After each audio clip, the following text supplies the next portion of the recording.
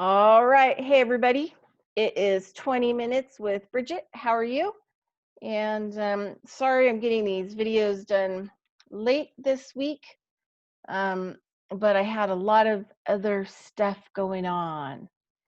And I had some article deadlines that I had to get done this week, and just, a lot of other stuff, emails and whatever else. Anyway, today we're going to be talking about inflammation. And so there isn't going to be a blog with any links this week.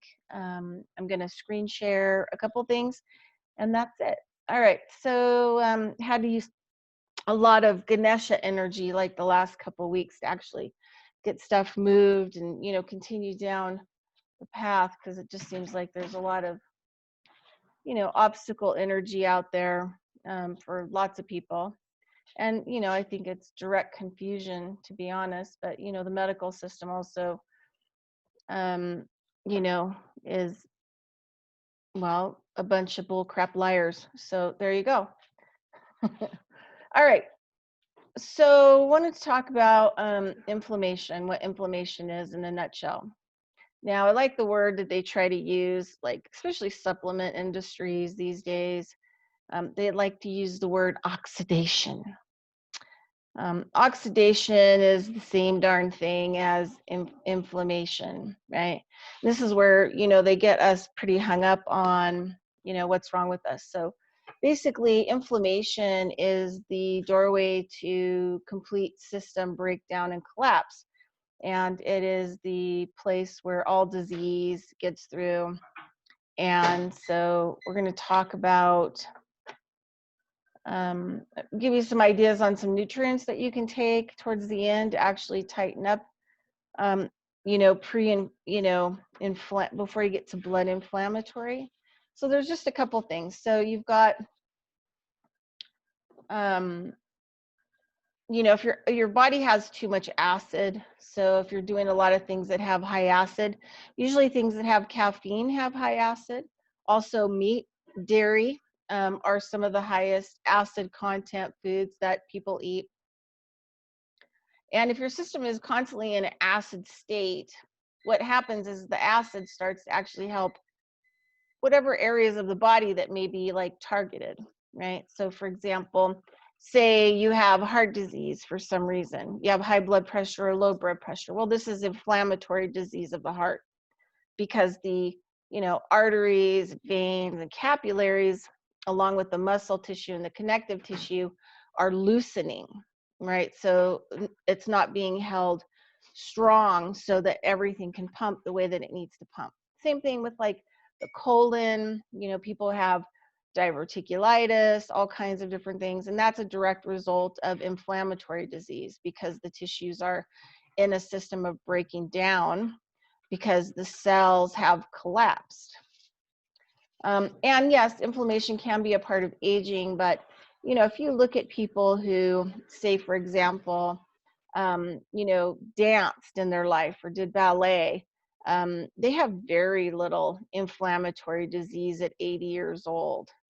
And a lot of inflammatory disease, we're talking about all system kind of collapses. Structural system collapse. If you have inflammatory stuff going on with your structural system, usually your connective tissues, your tendons and ligaments and muscles are deteriorating because they've had inflammatory disease for a while. And basically, it's kind of like the body is kind of being decomposed, it's being composted by the body. And any nutrient, sometimes the body will try to actually take out of those systems. We'll talk about, pH stuff in just a minute. So usually, when you start to have inflammatory system, you'll start to see it show up in different things. Like you'll start to see it show up in the eye, the way that the eye is being held, the muscle of the eye. So you start to see deterioration in being able to see. You also can have, multiple types of sinus infections and different kinds of infections in your body that have been long-term that, didn't really go away. And And in some cases, like even antibiotics, just get it to a certain level where it's not seen, you know, in the blood anymore, or as a lowered white blood cell count. It doesn't mean that it's gone away. It's still in there chiseling away. And so you can have all kinds of inflammatory diseases due to that. But infection is just a byproduct of inflammatory situation, right? Because it moves into an area where the structure isn't tight and sound and the processes are not working, you know, they've collapsed. So anything can invade all those areas and then help with the taking down. You can have a UTI. A lot of these things are inflammatory disease processes. Herniated discs, slip discs, you know, any kind of joint malfunction, carpal tunnel. These are all symptoms of that are happening, you know, in a general location. Eventually, you'll start to have systematic of all systems that start to collapse. And once you get to the blood inflammatory, then you've got some serious problems. So for whatever reason, you know, the cell starts to collapse. So let's just kind of talk about that. So we have our cell. Okay, that's the cell. Can you see it? Okay. That's a normal healthy cell. We'll call that a normal healthy cell, a normal healthy red blood cell. Okay, and then what happens is, so, you know, stem cells create themselves to be anything that's needed in the body, depending on where the cells are being developed, right? And the processes of that cell and what they decide to be. So you can have cells in the blood, you can have cells in tissues, you can have cells in the brain, cells in the eye, you got cells everywhere. They say, you know, I guess up to, you know, 50,000 trillion cells, right, that they're going on in different, you know, processes in the body. Now, what happens is, say you have, I don't know, let's say you've got, trying to do something that you could actually, well, you know what, you know, we can do, so I'm just going to do the red blood cell in the bloodstream, which is the highest level of inflammatory disease. Once you get into that scenario, and the arteries and the veins also start to collapse because, you know, they're not actually getting the nutrients. So the red blood is what delivers the intake of oxygen, the intake of food, and it's turned into metabolic products or nutrients, or energy, we could say that. Also water, a lot of these things, hormones. So you can see like acid, you know, we create through our hormone system, either high acid levels through emotional, you know, our emotional stuff that we're, you know, roller coasting through on a daily basis is causing a lot of inflammatory disease. So there are a lot of things that attach onto the cell, and then it travels through the body in the red bloodstream and delivers everything that it has to all the places that it needs to go. So if you have red blood cell inflammatory, like, you know, I've worked, you know, I've been in private clinics with people, right? Other people like immunologists and things of that nature. And I did the structural and energy medicine type. But one thing that once the blood inflammatory disease happens, it's a super hard thing to get rid of. And it will cause everything. And you don't ever want any of your other inflammatory disease areas, which are, you know, a UTI, kidney stress, adrenal failure, you know, stuff that you could have going on with your thyroid, like I said, vision, your muscles, your ability for, you know, your systems to actually fire up and work. It has to be tight, right? So what happens is that, you know, the red blood cell, let me write this down. What happens is that once the inflammatory here's your healthy red blood cell, here's your unhealthy blood cell, and it starts to get really sticky. So what happens is that it no longer holds oxygen, no longer holds metabolic products, and it becomes, really sticky. And so your body doesn't get the service that it needs with the delivery systems of all the products. So this also aids in the degeneration of the systems in the body, especially the brain, with processes of memory loss and, Alzheimer's. It highly affects, oxygen not moving through that red blood cells, and it's not getting to that brain. That is the major contribute is oxygen depletion of the damage of the brain for, memory loss and aging and Alzheimer's. And then if the brain's not working, it has a high level of inflammatory disease. It won't actually contact the body. It won't regenerate the body. The body usually regenerates, most organs every 6 months. The brain sends a signal down there. So if things aren't regenerating, then you have, probably brain inflammation. You've got a lot of organ inflammation. You might even have some blood inflammatory.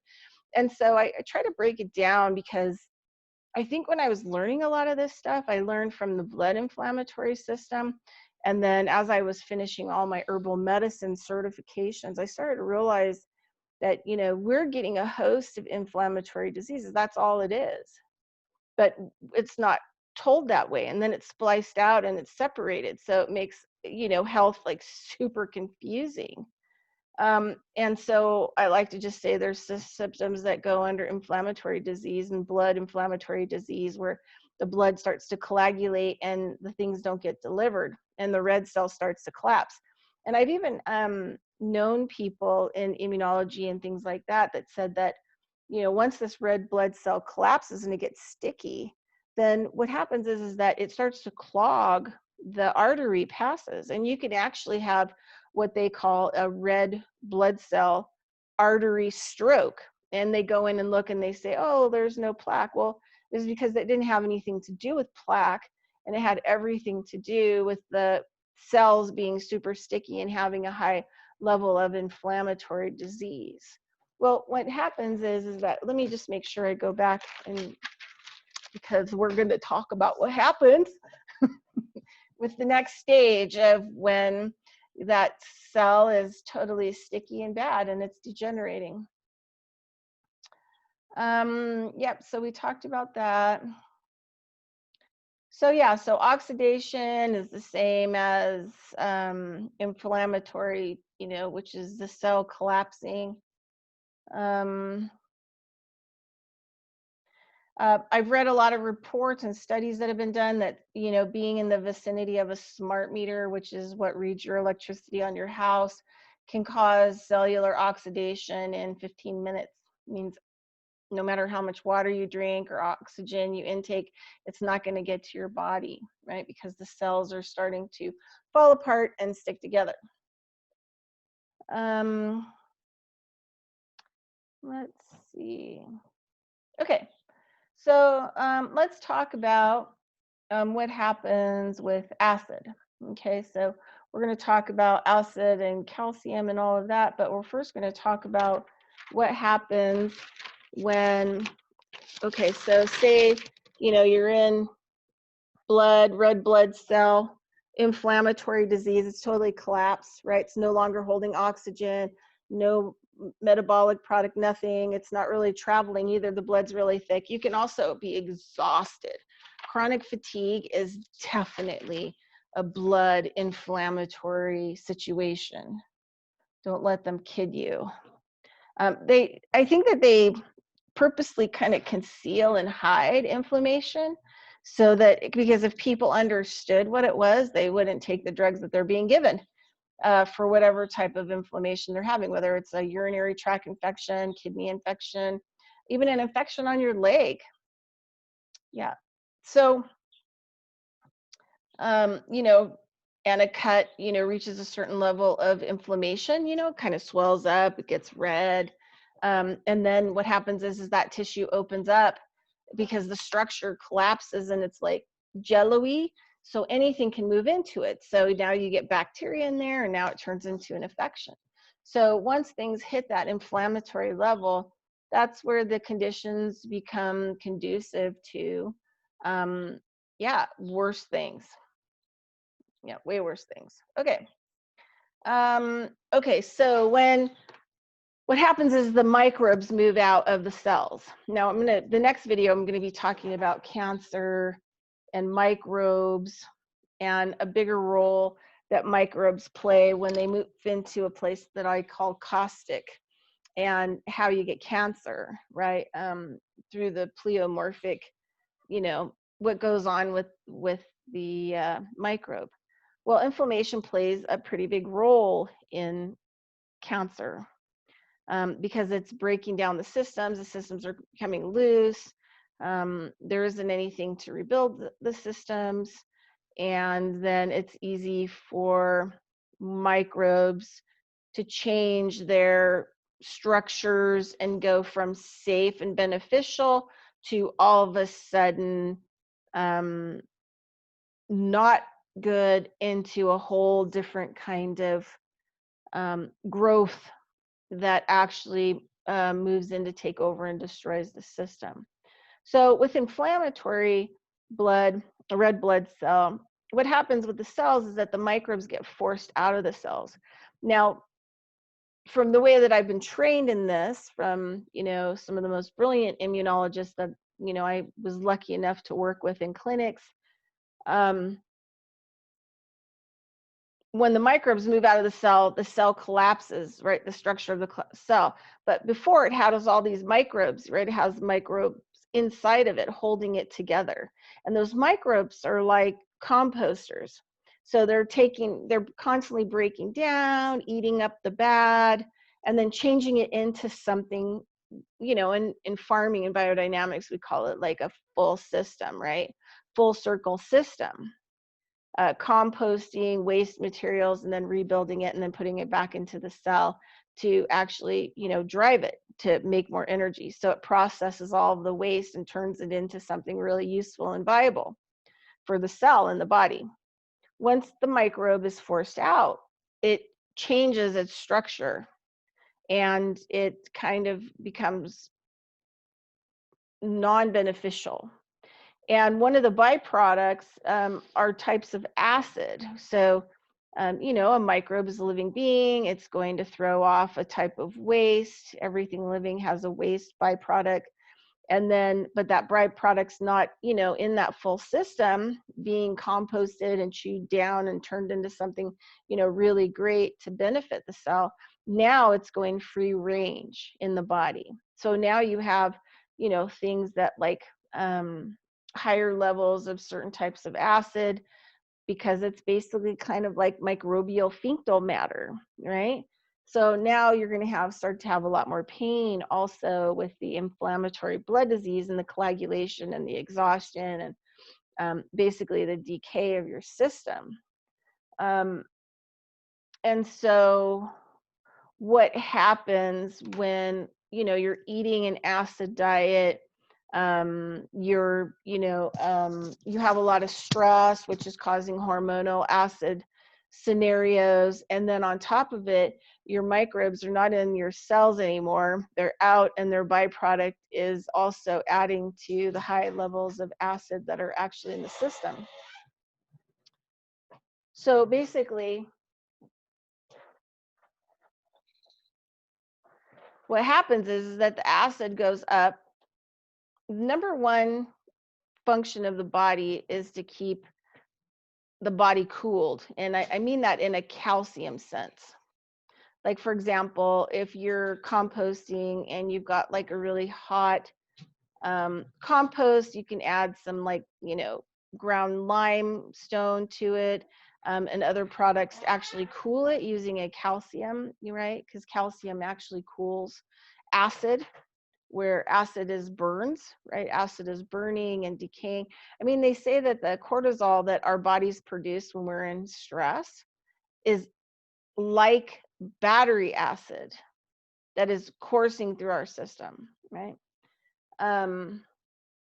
So what happens is, we have this collective high acid. The number one process for our body is to keep it cooled. because if we go up, just 1 unit in acid, our heart will stop. And if it goes too alkaline, just 1 step, the actual heart will stop.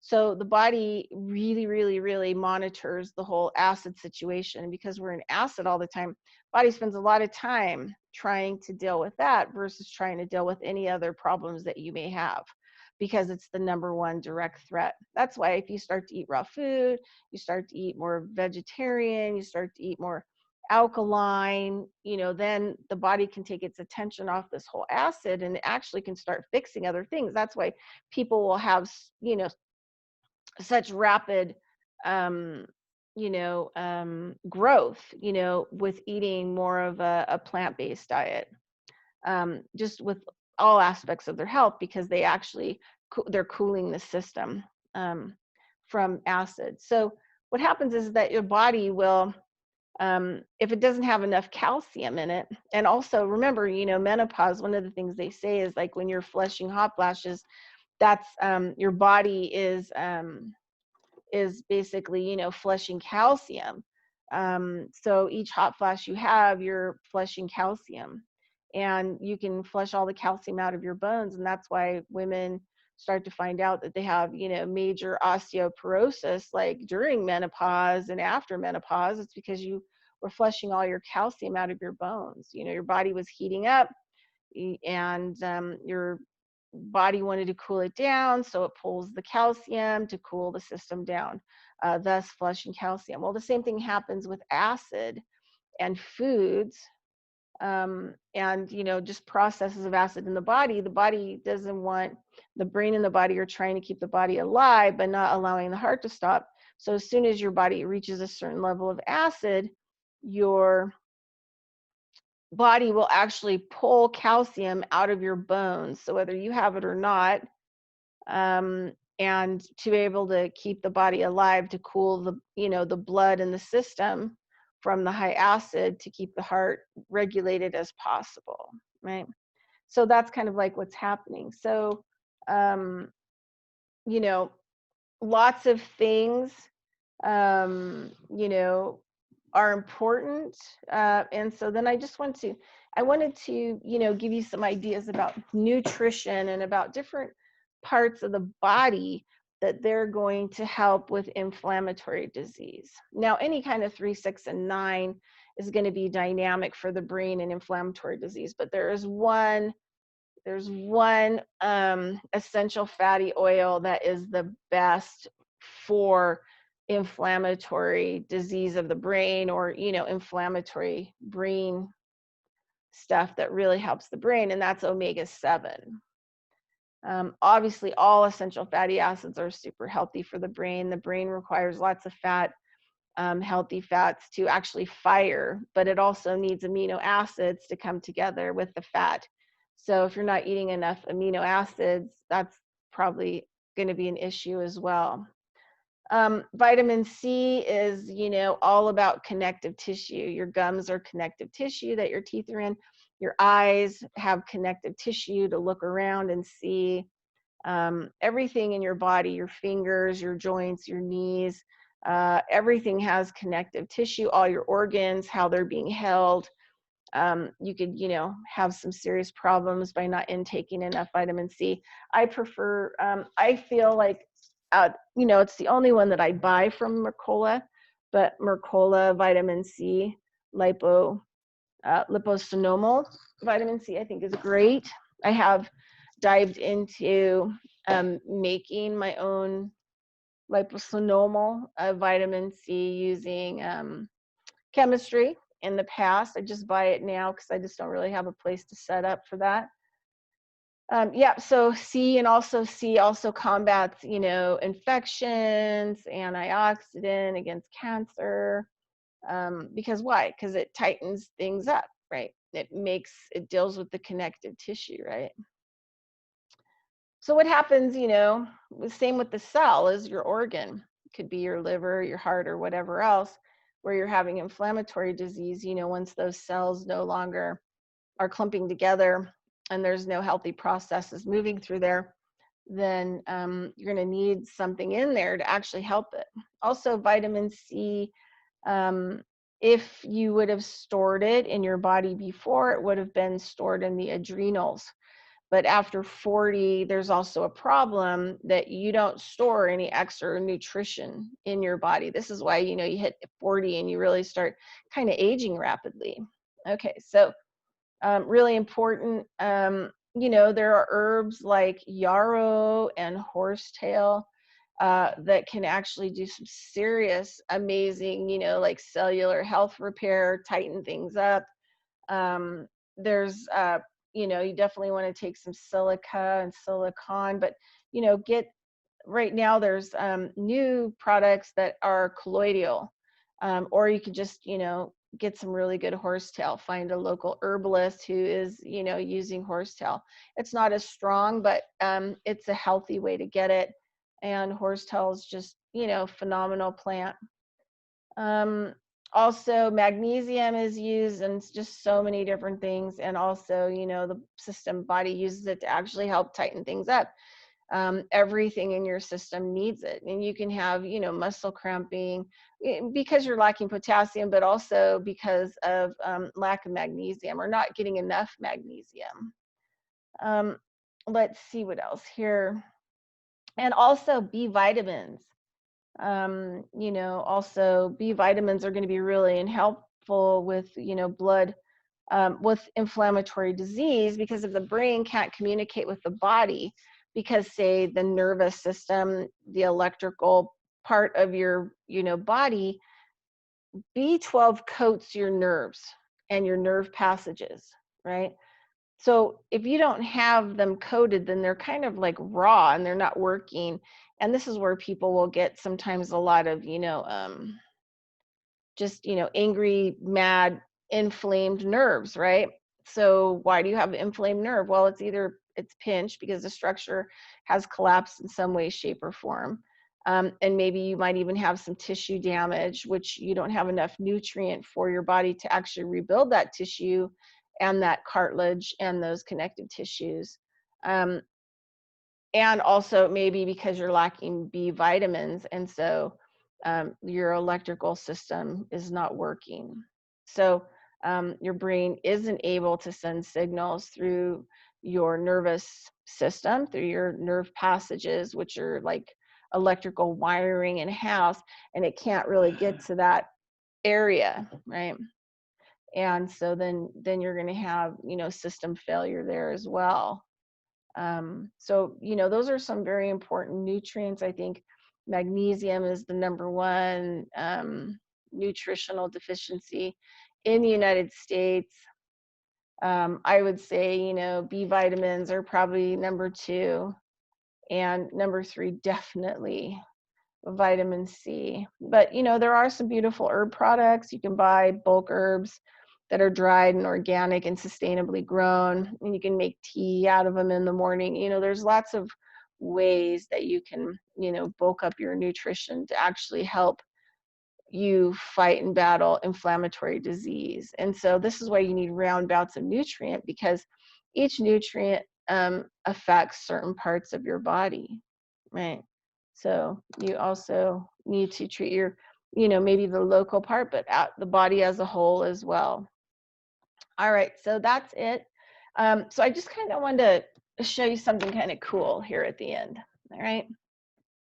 And I think I've got it on my screen share here.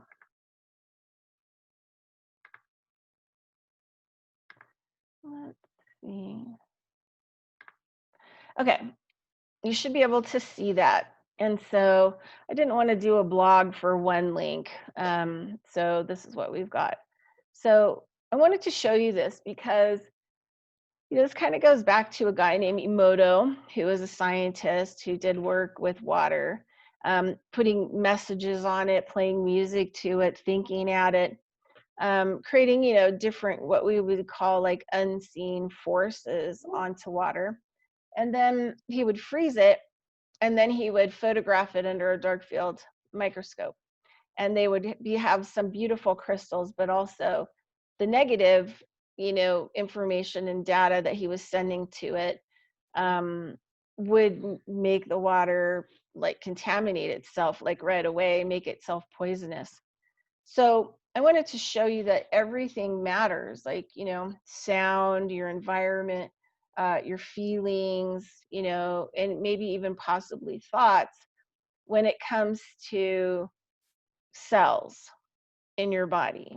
And this is Stephen Halpern, and he's been big into cymatics, which is kind of a science that shows that sound can heal. And not only can it heal, but it can change the geometrical structures of anything that comes in contact with it, good or bad. And in cymatics, on the internet, you'll see a lot of tests where people take salt and stuff like that, and they put it onto a platform, and then they play sounds, and then the salt, sugar, whatever, it'll change into these cymatic patterns. So I just kind of wanted to show you this. This is a really incredible thing.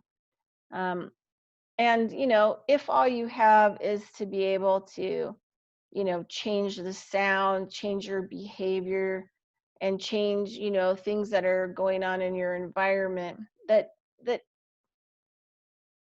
it matters, right? It matters.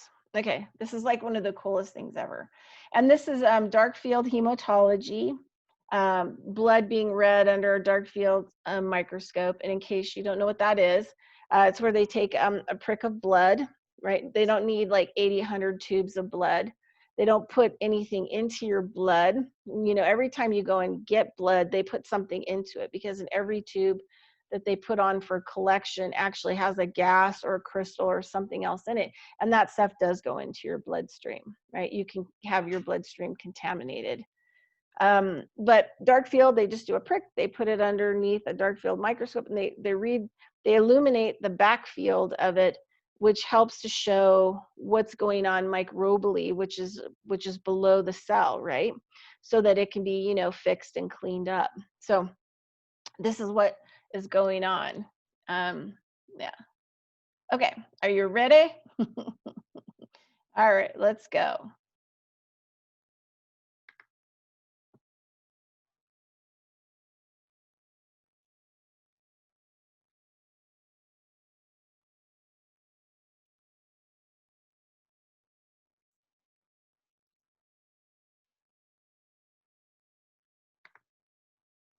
This is a cymatic structure that's being created by sound outside of the body. It's changing the geometrical patterning. Here's the sound that's being played.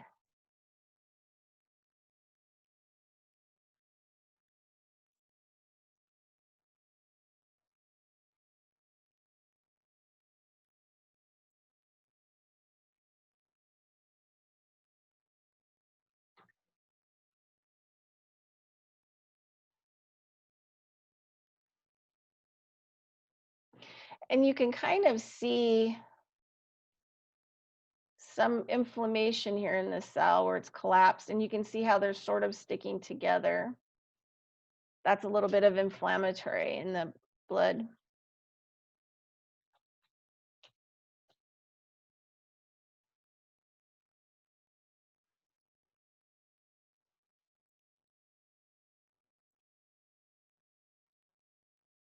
But you can see how the sound is making it a lot nicer.